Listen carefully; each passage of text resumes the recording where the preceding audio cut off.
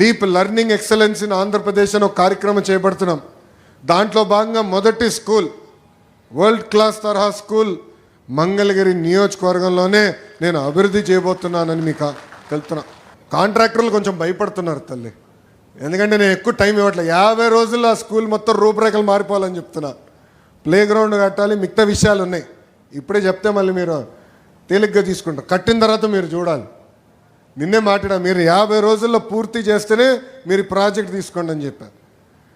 అంటే ఒక పట్టుదల, ఒక కమిట్మెంట్తో నేను పనిచేస్తున్నాను. చాలామంది అడిగారు, ఏంటన్నా మంగళగిరి నుంచి బయటికి రావాలి, ఎప్పుడు మంగళగిరి అయినా అంటే ఇచ్చిన హామీ నిలబెట్టుకున్నాక ఉన్నాను. ఆ కార్యక్రమాలన్నీ పూర్తి చేస్తా, తర్వాత నేను రాష్ట్రం అంతా వస్తానని వాళ్ళు చెప్తాం జరిగింది తల్లి. అది నాకున్న చిత్తశుద్ధి తల్లి. మంగళగిరి ప్రజలందరినీ ఒకటే చెప్పదలుచుకున్నా, మీ సొంతం నన్ను చేసుకున్నారు. నాకు అన్ని రకాలుగా మీరు నిలబడ్డారు.